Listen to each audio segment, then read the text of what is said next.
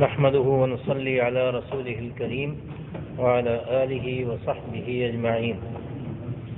أعوذ بالله من الشيطان الرجيم. بسم الله الرحمن الرحيم. وعلم آدم الأسماء كلها ثم عرضهم على الملائكة فقال أنبئوني بأسماء هؤلاء إن كنتم صادقين. قالوا سبحانك لا علم لنا إلا ما علمتنا إنك أنت العليم الحكيم. قال يا آدم أنبئهم بأسمائهم فلما أنبأهم بأسمائهم قال ألم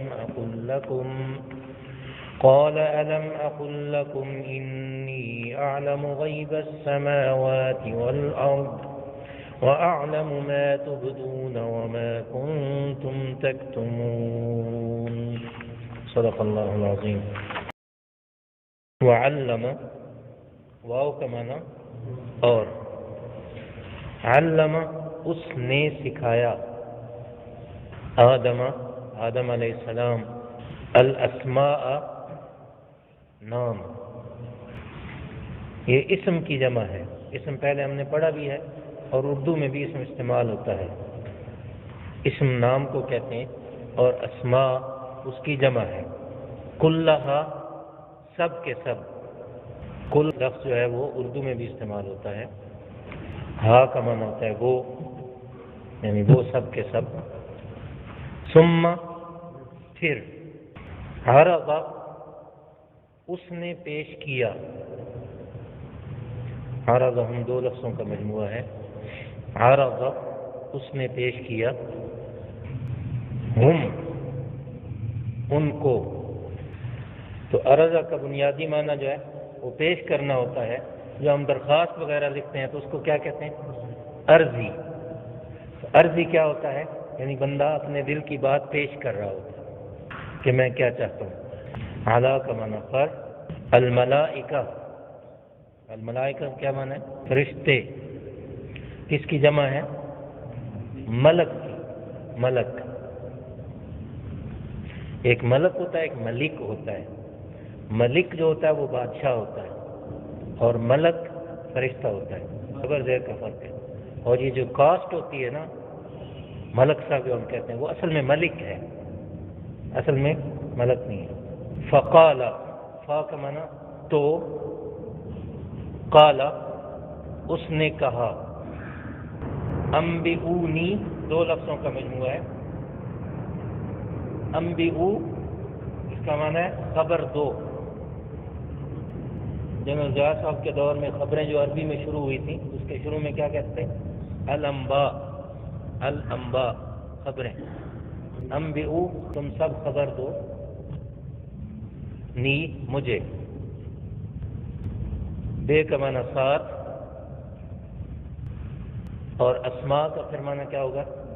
نام. اسم ان کی جمع ہوتا ہے. ہؤلاء یہ سب. ان کا معنی اگر.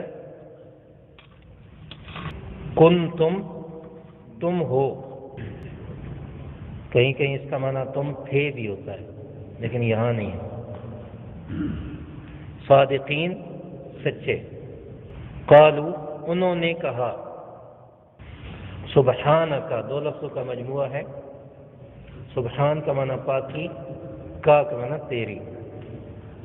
تیری پاکی ہے. تو جب ہم با محاورہ میں آتے ہیں تو کہتے ہیں تیری ذات پاک ہے. لا علم، لا کا معنی نہیں. علم وہی اردو والا لفظ ہے، عربی سے اردو میں گیا ہے. علم کا معنی علم. لنا دو لفظوں کا مجموعہ ہے. لام کا معنی لیے اور نا کا معنی ہمارے. الا سوائے. تو کہیں کہیں آپ کو مگر لکھا ہوا نظر آئے گا، اس لیے سوائے کے ساتھ تبلیغ مگر لکھ دیں. جہاں ان میں سے جو معنی لکھا ہو وہی ٹھیک ہے۔ ما کا معنی ہوتا ہے وہ چیز جو علمتنا، یہ بھی دو لفظوں کا مجموعہ ہے کہ علمتا تو نے سکھایا، نا کا معنی ہمیں، تو نے سکھایا ہمیں۔ ان کا دو لفظوں کا مجموعہ ہے، ان کا معنی بے شک، اور کا معنی تیرا ہوتا ہے، لیکن یہ دونوں ملیں گے تو بے شک تو، انت تو، اس کا الگ سے معنی تو ہے، جب دونوں ملتے ہیں تو اس کو تو ہی کہہ دیتے ہیں۔ جو دوسرا جو تو لکھا ہے اس کے بعد بریکٹ میں ہی لکھ دیں۔ عربی میں قاعدہ ہے، کہتے ہیں زیادت اللفظ تدل علی زیادت المعنی، الفاظ کا زیادہ ہونا معنی کے زیادہ ہونے پر دلالت کرتا ہے۔ تو جب دو دفعہ تو جمع ہوا تو اس کا معنی تو ہی ہو جائے گا۔ العلیم بڑا علم والا، الحکیم بڑی حکمت والا۔ قال اس نے کہا یا آدم، دو لفظوں کا مجموعہ ہے یا اور آدم۔ یا کا معنی اے، آدم آدم، اے آدم۔ انبئہم یہ بھی دو لفظوں کا مجموعہ ہے، انبئ کا معنی تو خبر دے، ہم کا معنی ان کو، بے کا معنی ساتھ، اسماء کا معنی نام، اور ہم کا معنی ان کے، فا کا معنی تو، لما جب، انبأ اس نے خبر دی، ہم ان کو، بے کا معنی ساتھ، اسماء نام، ہم ان کے، قال اس کا کیا معنی ہوگا؟ اس نے کہا، اس نے کہا، علم دو لفظوں کا مجموعہ ہے، بلکہ یہ علم اقل پورا جو ہے یہ مل کے آتا ہے۔ آ کا معنی ہوتا ہے کیا، لم کا معنی نہیں، لیکن لم اکیلا استعمال نہیں ہوتا، ورب کے ساتھ استعمال ہوتا ہے، فعل کے ساتھ۔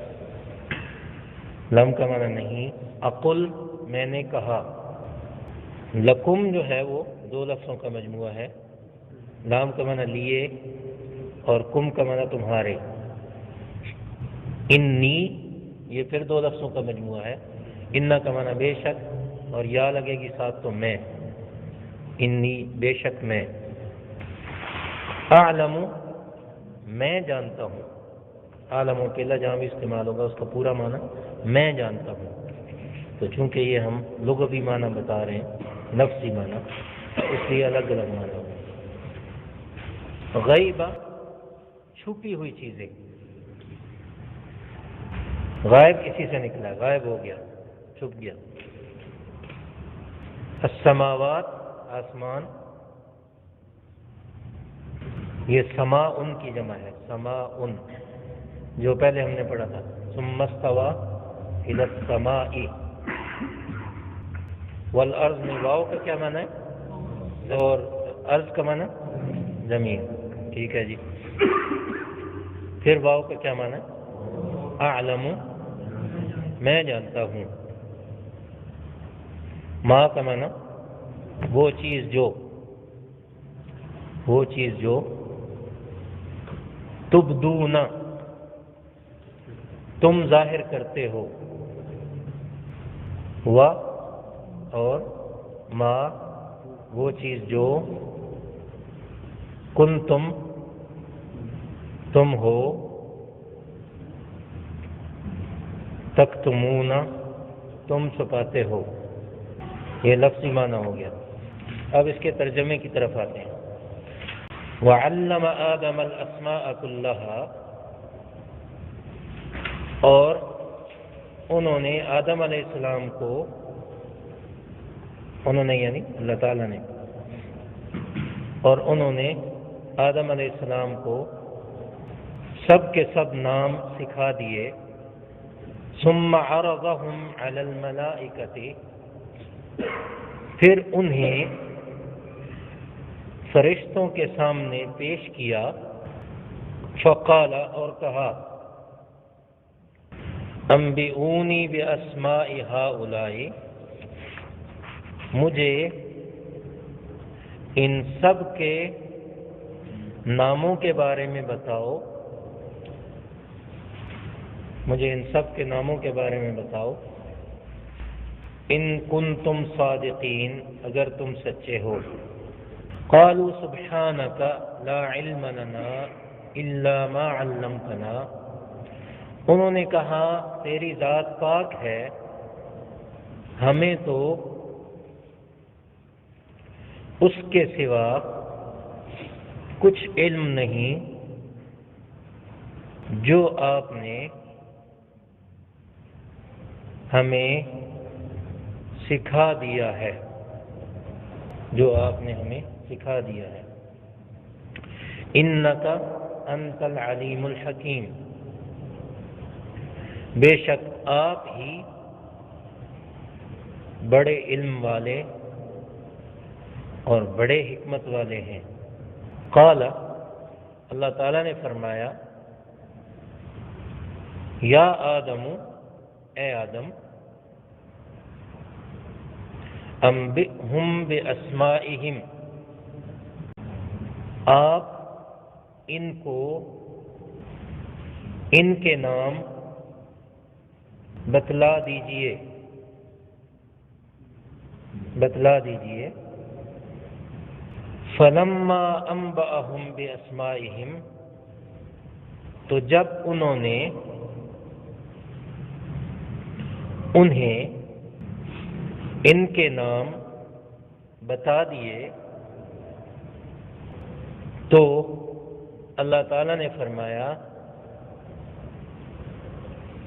پہلے ہم نے کہا تھا نا اس نے کہا، تو اب کہنے والے چونکہ اللہ تعالیٰ ہیں، اس لیے جب بامحاورہ ترجمہ آتا ہے تو اس میں ادب بھی، فصاحت، بلاغت بھی، نحو بھی، صرف بھی، ساری چیزیں شامل ہو کے وہ معنی بناتی ہیں۔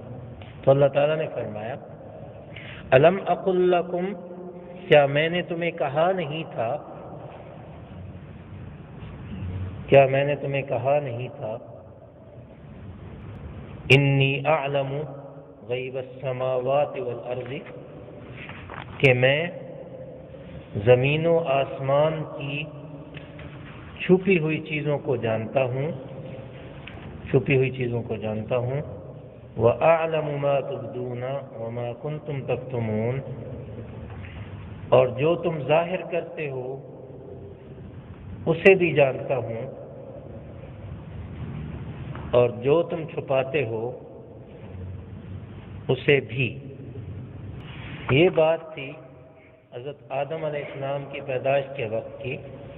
اللہ تعالیٰ نے جب فرشتوں کو فرمایا تھا کہ میں زمین میں اپنا خلیفہ بنانے والا ہوں، تو فرشتوں نے عرض کیا تھا کہ عبادت اور تسبیح اور تقدیس تو ہم بہت کرتے رہتے ہیں، گویا کہ اگر کچھ کمی ہے تو ہم اور زیادہ محنت کرنے کے لیے تیار ہیں، اس کے لیے کسی نئی مخلوق کی ضرورت تو محسوس نہیں ہوتی۔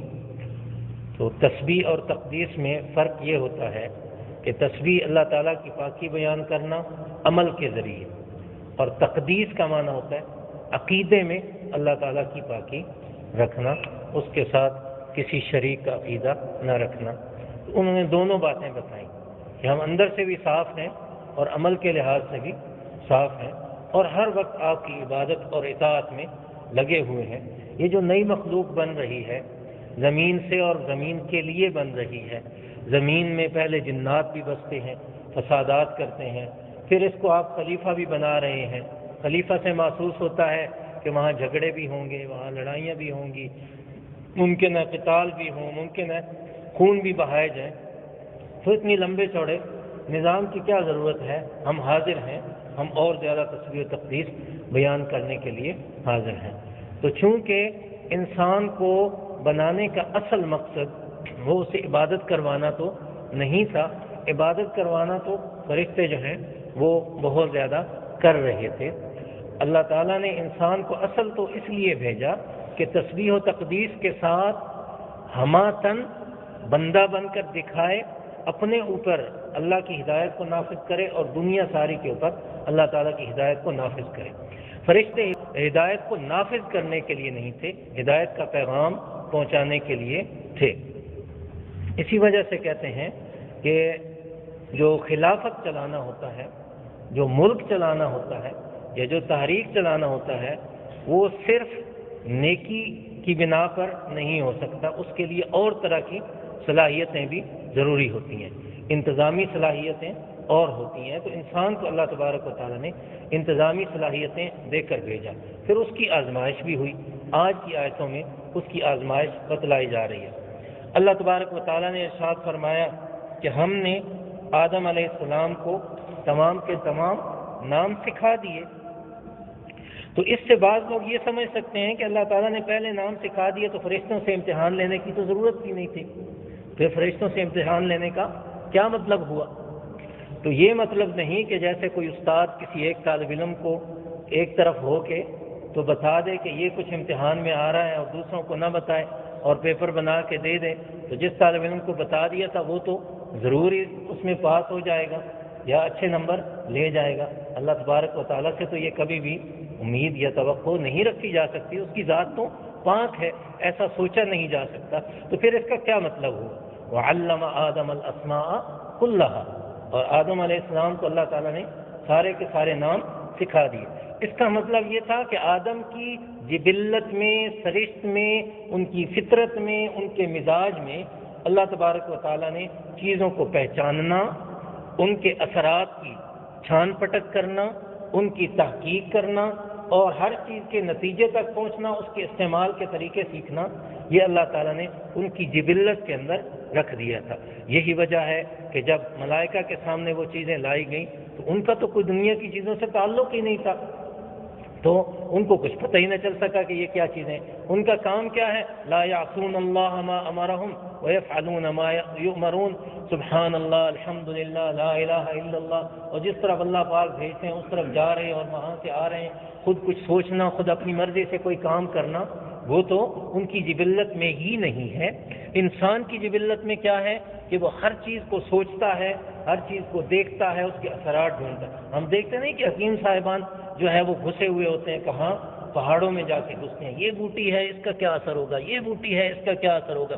ہر پتھر کو رگڑ رگڑ کے انسان دیکھتا ہے کہ اس کے اندر سے کیا نکل سکتا ہے۔ آگ جلانے کا طریقہ اس نے سیکھ لیا، بجلی اس نے بنا لی، جہاز اس نے بنا لیے۔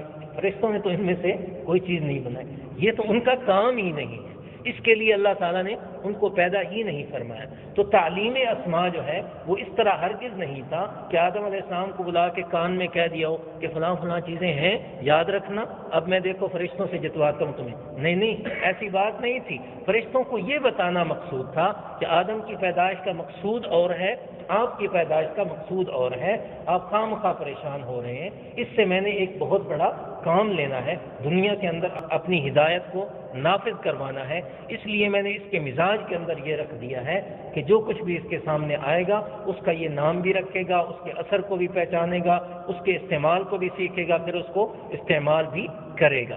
تو جب آدم علیہ السلام کے سامنے آیا تو ان کی جبلت میں جو کچھ انسٹال کیا گیا تھا، آج اگر کمپیوٹر کی زبان میں ہم کہتے ہیں کہ کمپیوٹر میں جو پروگرام انسٹال کر دیے جاتے ہیں، جب بٹن آن ہوتا ہے تو کیا ہوتا ہے؟ وہ ساری کی ساری چیزیں سامنے آ جاتی ہیں، ان میں سے جو پروگرام آپ چلاتے ہیں وہ خود بخود چلتا چلا جاتا ہے۔ حالانکہ کمپیوٹر کو آپ توڑ کے دیکھیں اس کے اندر کچھ بھی نہیں نظر آ رہا ہوتا، لیکن جب آپ پروگرام کو چلاتے ہیں تو آپ کو اسکرین کے اوپر سب کچھ نظر آ رہا ہوتا ہے۔ تو اللہ تبارک و تعالیٰ نے اس کے اندر ان بلٹ یہ چیزیں رکھ دیں، اس کی جبلت کے اندر رکھ دیں کہ جب بھی اس کے سامنے یہ چیزیں آتی ہیں تو وہ پہچانتا ہے اور ان کے نام بتاتا ہے اور ان کے خواص جو ہے وہ پہچان لیتا ہے۔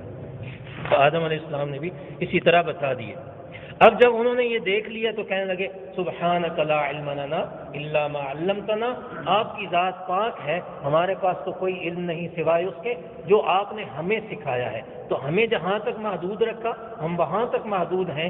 آدم علیہ السلام کو جو وسعت دی ان کی وسعتیں انہی کو مبارک ہوں، ہم اس میں دخل دینے والے نہیں ہیں۔ اس آیت کے تحت مفسرین نے ایک بہت اچھی بات لکھی اور یہ فرمایا مفتی اور عالم کو یہ چاہیے کہ جب اس سے مسئلہ پوچھا جائے، اس کو مسئلہ اگر نہ آتا ہو، ہر عالم کو سارے مسئلے تو نہیں آتے ہو، ساری کتابیں تو نہیں پڑھی ہوئی ہوتی، سارے مسائل پہ حفظ تو نہیں کیا ہوا ہوتا، تو اس کو چاہیے کہ وہ کہہ دے کہ یہ مسئلہ تو مجھے معلوم نہیں، میں کتاب دیکھ کر آپ کو بتا دوں گا، کسی سے پوچھ کر بتا دوں گا۔ خواہ مخواہ اپنی طرف سے اگر مسئلہ بتائے گا تو مسئلہ غلط بتا بیٹھے گا، اور جو سن کر جائے گا وہ کہے گا میں نے تو فلاں خطیب صاحب سے، عالم صاحب سے، ڈاکٹر صاحب سے سنا ہے، پھر آگے وہ دوسروں کو بھی بتائے گا، اور لوگ اس آدمی کا احترام کرتے ہوں گے، کہیں گے یہ مسئلہ تو غلط ہو ہی نہیں سکتا، فلاں حضرت نے ہمیں بتلایا ہے۔ تو علماء نے لکھا ہے کہ اگر مسئلہ نہ آتا ہو تو بندہ کیا کرے، کہہ دے کہ میں نہیں جانتا۔ امام مالک رحمۃ اللہ علیہ نے ارشاد فرمایا کہ آج ہمارے دور میں استادوں نے اپنے شاگردوں کو لا ادری کہنا سکھانا چھوڑ دیا ہے۔ لا ادری کا معنی کیا ہوتا ہے کہ میں نہیں جانتا، یہ کہنا سکھانا چھوڑ دیا ہے۔ اگر لوگ اپنے شاگردوں کو لا ادری کہنا سکھا دیتے کہ مجھے معلوم نہیں ہے تو پھر کیا ہوتا، آج کوئی فساد نہ ہوتا۔ تو اسی طریقے سے حضرت عبداللہ ابن عباس رضی اللہ تعالیٰ عنہ سے کسی نے مسئلہ پوچھا، انہوں نے کہا یہ مسئلہ تو مجھے معلوم نہیں، تو شاگرد کہنے لگے حضرت آپ ابن عباس ہیں اور لوگوں میں آپ کی کتنی قدر ہے، لوگ کیا محسوس کریں گے کہ آپ فرما رہے ہیں مجھے یہ مسئلہ معلوم نہیں۔ حضرت ابن عباس نے فرمایا ابن عباس کی ناک خاک آلود ہو جائے پھر بھی میں کہتا ہوں کہ مجھے یہ مسئلہ معلوم نہیں، میں اپنی طرف سے کوئی مسئلہ بتانے کے لیے تیار نہیں ہوں۔ الا ما علمتنا، تو فرشتوں نے بھی یہ کہہ دیا۔ امام قرطبی رحمۃ اللہ علیہ نے اس کے اوپر کوئی 5-6 صفحات کی بات لکھی ہے۔ نبی علیہ الصلوۃ والسلام نے یہ فرمایا فلاں فلاں موقع پہ کہ مجھے معلوم نہیں، حضرت ابوبکر صدیق نے فرمایا مجھے معلوم نہیں، حضرت عمر نے فرمایا مجھے معلوم نہیں، ائمہ فقہ کے ائمہ ہیں انہوں نے فرمایا مجھے معلوم نہیں۔ تو اس لیے علماء کو یہ بات بھی سیکھنی چاہیے۔ تو ایک فقہا نے ایک اصول لکھا ہے، من قال لا ادری فقد افتى، جس سے فتویٰ پوچھا گیا اور اس نے کہا کہ مجھے معلوم نہیں، اس نے فتویٰ دینے کا حق ادا کر دیا، اس نے مسئلہ بتانے کا حق ادا کر دیا۔ آدمی کسی اور بڑے مفتی سے جا کے پوچھ لے گا، کسی اور عالم سے جا کے پوچھ لے گا۔ اتنی ہی بات تھی ان آیات میں۔ اللہ تبارک و تعالی ہمیں عمل کرنے کی توفیق عطا فرمائے۔ وما علینا الا البلاغ۔ الحمد لله رب العالمين والصلاة والسلام على أشرف الأنبياء والمرسلين ربنا آتنا في الدنيا حسنة وفي الآخرة حسنة وقنا عذاب النار ربنا اغفر لنا ذنوبنا وإسرافنا في أمرنا وثبت أقدامنا وانصرنا على القوم الكافرين اللهم أحسن عاقبتنا في الأمور كلها وأجرنا من خزي الدنيا وعذاب الآخرة اللهم إنا نسألك الهدى والتقى والعفاف والغنى ربنا تقبل منا إنك أنت السميع العليم وتب علينا إنك أنت التواب الرحيم صلى الله تعالى على النبي الكريم محمد وعلى آله وصحبه أجمعين۔